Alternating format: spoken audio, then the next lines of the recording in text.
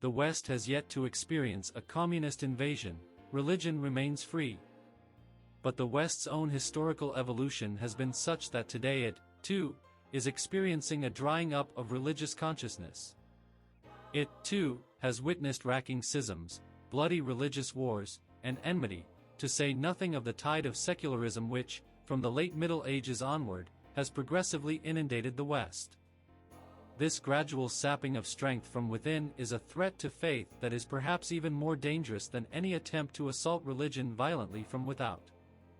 Unnoticeably, through decades of gradual erosion, the meaning of life in the West ceased to stand for anything more lofty than the pursuit of happiness, a goal that has even been solemnly guaranteed by constitutions. The concepts of good and evil have been ridiculed for several centuries, banished from common use. They have been replaced by political or class considerations of short-lived value. It has become embarrassing to appeal to eternal concepts, embarrassing to state that evil makes its home in the individual human heart before it enters a political system. Yet it is not considered shameful to make daily concessions to an integral evil.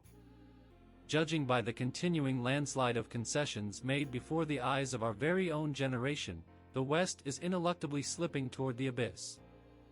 Western societies are losing more and more of their religious essence as they thoughtlessly yield up their younger generation to atheism. What other evidence of godlessness does one need, if a blasphemous film about Jesus is shown throughout the United States, reputedly one of the most religious countries in the world? Or if a major newspaper publishes a shameless caricature of the Virgin Mary? When external rights are completely unrestricted, why should one make an inner effort to restrain oneself from ignoble acts?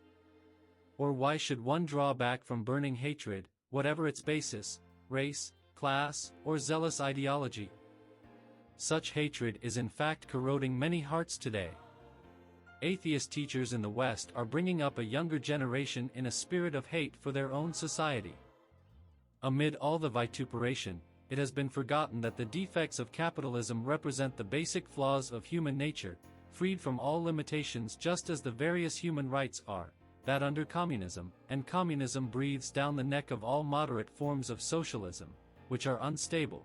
Under communism the very same flaws become completely unbridled in any person with the last degree of authority, and that everyone else under that system truly does attain equality, the equality of destitute slaves. Such incitements to hatred are coming to characterize today's free world. Indeed, the broader the personal freedoms are, the higher the level of prosperity or even abundance, the more vehement, paradoxically, is this blind hatred.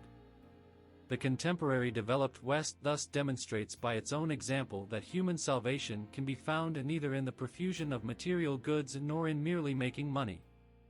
This unquenchable hatred then spreads to all that is alive, to life itself, to the world with its colors, sounds and shapes, to the human body.